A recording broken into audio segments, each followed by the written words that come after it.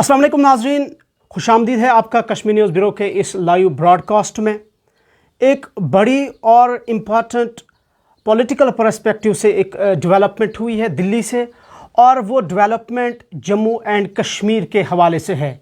यानी जम्मू कश्मीर में दफ़ा 370 35A और जम्मू कश्मीर को 2019 5 अगस्त को दो अलग अलग हिस्सों में तकसीम करने के बाद पहली मर्तबा कोई बड़ी बैनुल-अक़वामी सरबराही इजलास या कॉन्फ्रेंस या सुमिट जिसे हम कहते हैं वो मुनक़िद होने वाली है, और वो भी जम्मू कश्मीर में। यानी कि हिस्टोरिकली अगर देखें तो 5 अगस्त 2019 के बाद हुकूमत हिंद के मुताबिक अब जम्मू कश्मीर G20 ग्रुप का इजलास जो अगले साल होने जा रहा है वो उसकी जो मेज़बानी है वो जम्मू कश्मीर करेगा। तो ये G20 बेसिकली है क्या, और इसकी इम्पोर्टेंस क्यों है, और इस वक्त ये क्यों नेशनल और लोकल डेलीज़ यहाँ तक कि इंटरनेशनल सतह पर अब ये हेडलाइन बन चुका है, इस हवाले से आप हमारे साथ जुड़े रहें। तफसीली आपके साथ गुफ्तगू करेंगे।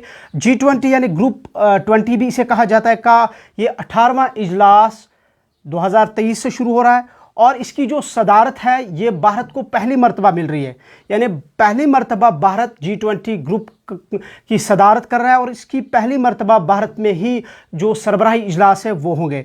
और इस हवाले से हुकूमत हिंद ने इसकी जो मेज़बानी है वो जम्मू कश्मीर को दी है, और अगले साल यानी 2023 से बाकायदा तौर पर इसकी जो मीटिंग्स है वो मुनक़िद होंगी, और जो सरबराही है वो इस साल यानी 1 दिसंबर से भारत में शुरू हो रही है।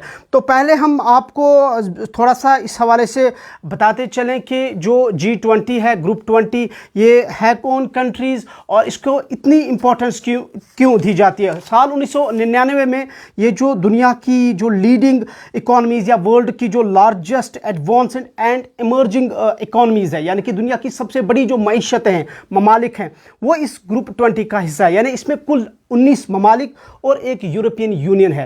यानी यूरोपियन यूनियन आप जानते हैं कि वो भी एक कई सारे मुल्कों का एक ग्रुप है। वो यूरोपियन यूनियन को मिला के 19 और जो एडवांस्ड कंट्रीज़ है दुनिया की वो इस G20 का हिस्सा है, और भारत भी इसका एक मेंबर है। और इस हवाले से, और ये G20 के हवाले से इसमें डेवलप्ड और डेवलपिंग कंट्रीज़ है, और जो यूरोपियन यूनियन है, कुल मिला के ये 20 कंट्रीज़ है। और इसकी 20 दुनिया की जो GDP है, वर्ल्ड की जो 85% GDP जो है दुनिया की, उसे G20 दुनिया की 80% 80% जो ग्लोबल इन्वेस्टमेंट है उसको भी ये G20 कंट्रीज़ जो है वो रिप्रेजेंट करते हैं। इसके अलावा 75% जो ग्लोबल ट्रेड है, बैनुल-अक़वामी तिजारत है, उसको भी यही कंट्रीज़ जो है वो रिप्रेजेंट करते हैं। और दुनिया की जो 60% जो पॉपुलेशन है, ग्लोबल पॉपुलेशन या बैनुल-अक़वामी या जो बैनुल-अक़वामी जो आबादी है, दुनिया की आबादी, उसका 60% जो रिप्रेजेंट करता है वो यही 20 ममालिक करते हैं, ये 19 कंट्रीज़ करते हैं, और प्लस यूरोपियन यूनियन। और ये इंटरनेशनल मॉनेटरी फंड IMF और वर्ल्ड बैंक के भी रिप्रेजेंटेटिव्स है। तो इससे साफ जाहिर होता है कि ये G20 कंट्रीज़ जो है ये कितनी पावरफुल है इकोनॉमिकली, या हम कितनी एडवांस्ड है दुनिया में। तो इन्हीं का जो इजलास है ये पहली मर्तबा भारत में होने जा रहा है। 1999 में ये ग्रुप बना था, और अब पहली मर्तबा भारत इसकी सदारत कर रहा है, मेज़बानी कर रहा है। और जो 19 कंट्रीज़ है वो भी हम आपको बताएंगे कौन कौन है और क्यों ये इम्पॉर्टेंट है जम्मू कश्मीर के हवाले से, उस पर भी थोड़ी सी हम गुफ्तगू करेंगे। आप हमारे साथ बने रहें। पहले वो कंट्रीज़ जो इस G20 का हिस्सा है, एक तो यूरोपियन यूनियन जो मैंने पहले ही कहा, इसके अलावा भारत के साथ साथ USA, UK, Russia, China, France, Canada, Brazil, Japan, Italy, Australia, Argentina, Germany, Mexico, south Africa, south Korea, ये कंट्रीज मिलाकर, और प्लस इसमें 3 मुस्लिम ममालिक भी शामिल है, जिनमें टर्की, सऊदी अरबिया और इंडोनेशिया शामिल है। और ये तीनों जो ममालिक 3 हैं ये OIC के मेंबर्स भी हैं, और ये तीनों मेंबर्स भी इस G20 इजलास का हिस्सा होंगे। सरबराही इजलास जो भारत में मुनक्किद होगा अगले साल से, और जिसकी सरबराही भारत ने जम्मू कश्मीर को दी है मेज़बानी के लिए। भारत में सरबराही होगी और मेज़बानी जम्मू कश्मीर को दी गई है। और इसके लिए ये तीनों कंट्रीज़ क्यों इंपॉर्टेंट है वो भी हम आपको बताएंगे, क्योंकि OIC में पाकिस्तान भी शामिल है, और पाकिस्तान का मौक़िफ़ कश्मीर के हवाले से आप जानते हैं कि वो इसे डिस्प्यूटेड टेरिटरी या मुतनाज़ा इलाका समझते हैं। और इंटरनेशनल पर्सपेक्टिव और Jammu Kashmir point of view से एक ये सिग्निफिकेंट डेवलपमेंट है। और यकम मई 2022 से भारत इस ग्रुप 20 की सदारत करेगा, और अगले साल यानी 2023 में मीटिंगें होंगी, इसकी इजलास होगा और सरबराही इजलास होगा। इन मईशतों के, इन मुल्कों के जो सरबरान है, कुछ ममालिक के जो प्रेसिडेंट्स हैं, प्राइम मिनिस्टर्स हैं, फाइनेंस मिनिस्टर्स हैं, या उनके एक्सटर्नल अफेयर्स मिनिस्टर है, और इकोनॉमिस्ट्स है, या कॉमर्स मिनिस्टर्स है, वो इस मीटिंग में आएंगे और इजलास होगा। और इस हवाले से जम्मू कश्मीर की इंतज़ामिया ने 5 रुकनी कमेटी भी तश्कील दी है, और इस कमेटी के जो चेयरमैन है वो principal secretary housing and urban development department को बनाया गया है। यानी कि 5 रुकनी कमेटी जो बनाई गई है वो मिनिस्ट्री ऑफ होम अफेयर्स के साथ राब्ताकारी के लिए बनाया गया है। इस कमेटी को उनके साथ राब्ता में रहना होगा, और तमाम तर इंतजामात इसी 5 रुकनी कमेटी को करना होगा। और जिसके जो कमेटी के जो चेयरमैन है, जो मैंने पहले ही कहा, principal secretary housing and urban development department बनाए गए हैं। और जो भी इंतजामात है, अरेंजमेंट्स है, वो इसी कमेटी को करने होंगे, चेयरमैन की सदारत में, principal secretary housing and urban development department की सदारत में। और इस हवाले से अब से ही जो तैयारियां हैं वो शुरू हो चुकी हैं। और अब बड़ा इंपॉर्टेंट यह है कि कश्मीर के हवाले से ये क्यों इंपॉर्टेंट है। जी हाँ नाज़रीन, कश्मीर के हवाले से, जम्मू कश्मीर के हवाले से इसलिए इंपॉर्टेंट है क्योंकि 5 अगस्त 2019 को बीजेपी सरकार ने एक हिस्टोरिकल डिसीजन लिया जम्मू कश्मीर के हवाले से, चूँकि कहने की ज़रूरत है, आप जानते हैं कि जो आइन हिंद के तहत जम्मू कश्मीर को खुसूसी हैसियत हासिल थी दफ़ा 370 और 35A, उसे ख़त्म कर दिया गया पार्लियामेंट में। और इसके अलावा जो जम्मू कश्मीर एक रियासत थी, उसे रियासत का जो दर्जा था वो ख़त्म किया गया, और 2 यूटीज़ में, अलग अलग यूनियन टेरिटरीज़ में इसे तकसीम किया गया, जम्मू कश्मीर और लद्दाख में। और इस बड़े हिस्टोरिकल डिसीजन के बाद अब जो मरकज़ी सरकार ने एक और डिसीजन लिया है कि पहली मरतबा जम्मू कश्मीर में ये इजलास मुनक्किद होगा। और सियासी मुबसरीन का कहना, हालांकि ये पहला इंटरनेशनल या बैनुल अक़वामी सरबराही इजलास होगा कि इतने बड़े ममालिक जो हैं, दुनिया की जो एडवांस्ड इकॉनमीज़ हैं, मईशतें हैं, बड़ी ममालिक हैं, उनके सरबराहान जम्मू कश्मीर। अभी हालांकि ये तय नहीं हुआ है कि कश्मीर में ये मीटिंगें होंगी या जम्मू में मीटिंगें होंगी। फ़िलहाल इतना ही कहा गया है कि जम्मू कश्मीर में होगा, वो तो अभी इन्होंने तय नहीं किया है कि पर्टिकुलरली किस रीजन में होगा। और दूसरा ये कि ये बड़ा इम्पॉर्टेंट है कि ये दुनिया को क्या मैसेज देना चाहते हैं इस हवाले से। एक तो ये कि भारत में पहली मरतबा हो रहा है, 1999 से भारत इसका जब से ये बना है तब से ये पहली मरतबा भारत में इसका ये इजलास शुरू हो रहा है, भारत इसकी सदारत कर रहा है।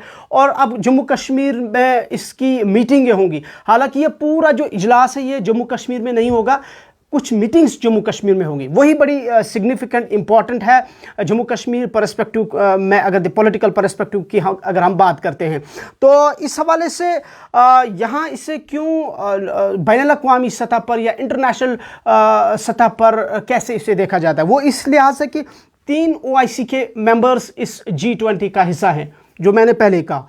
एक तो सऊदी अरबिया है, दूसरा टर्की है और इंडोनेशिया है। तीनों OIC के मेंबर्स हैं। याद होगा आपको कि इसी साल पाकिस्तान में OIC का फॉरेन मिनिस्टर्स का इजलास हुआ था, जिसमें OIC के करीबन 57 ममालिक, जो मुस्लिम ममालिक है, OIC उसका एक ग्रुप है, और वो उन्होंने वहाँ पर शिरकत की थी। और उसमें भी पाकिस्तान ने एक मौक़िफ़ अपनाया था कि कश्मीर के हवाले से कि डिस्प्यूटेड कंट्री है वगैरह, वो जो चूँकि आप जानते हैं उस हवाले से।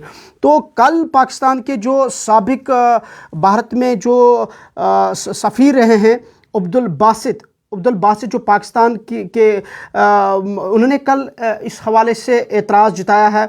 और अब्दुल बासित ने इस हवाले से इशारा देते हुए कहा है कि पाकिस्तान को कम से कम अरब, टर्की और जो इंडोनेशिया है, इसे मुतासिर करना होगा।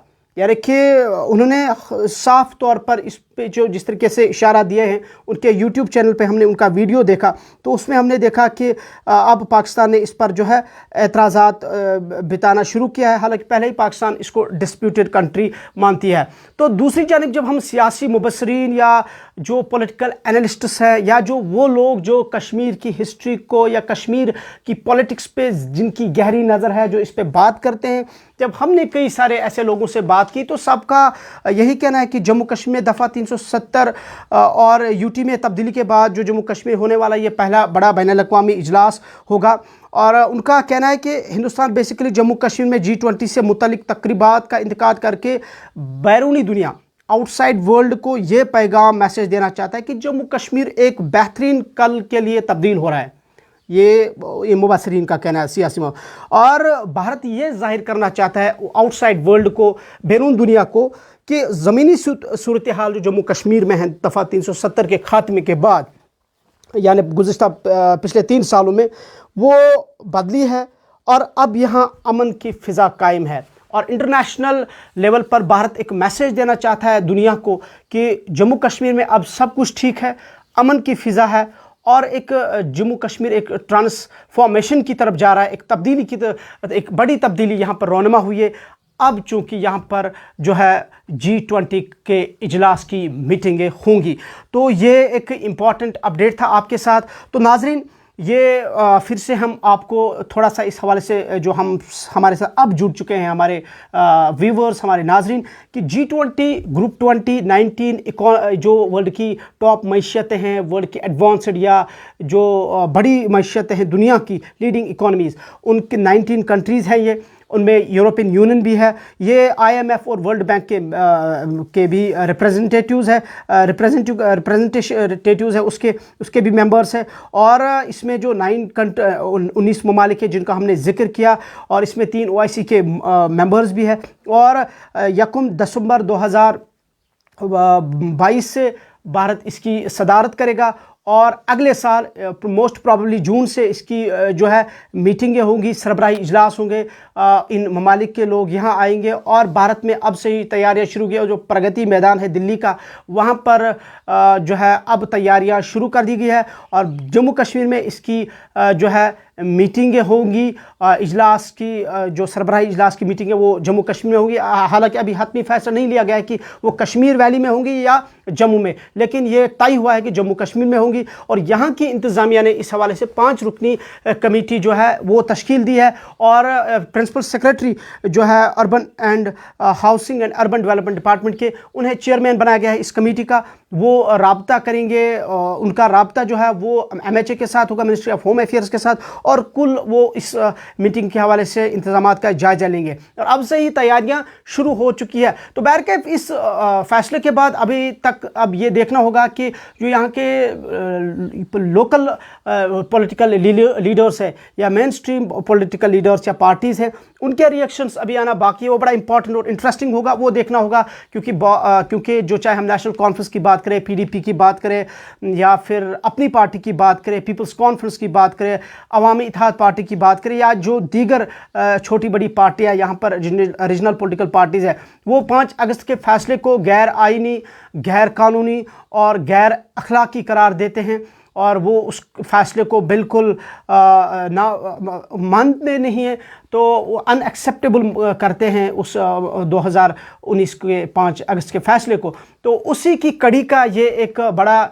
डिसीजन, एक बड़ी डेवलपमेंट हुई है कि जम्मू कश्मीर में अब जो है G20 के इजलास की मीटिंग्स होंगी। ये देखना होगा कि क्या इनके रिएक्शंस क्या कुछ आएंगे, और अब ये भी देखना होगा कि बैनुल अक़वामी सतह पर क्या रिएक्शंस होगा, क्योंकि मैंने अब्दुल बासित का जिक्र किया है जो कि पाकिस्तान के सफ़ीर रह चुके हैं भारत में।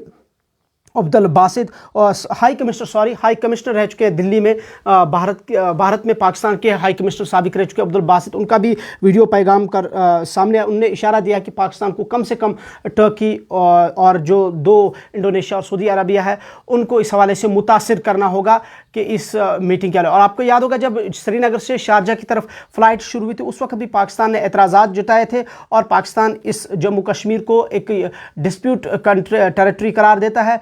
और अब देखना होगा क्या ओआईसी की जो 3 ममालिक हैं वो इस इजलास में यहाँ पर शिरकत करेंगे, और दीगर ये भी देखना होगा कि बैनुल-अक़वामी सतह पर इस फैसले को या इस डेवलपमेंट को कैसे देखा जाएगा।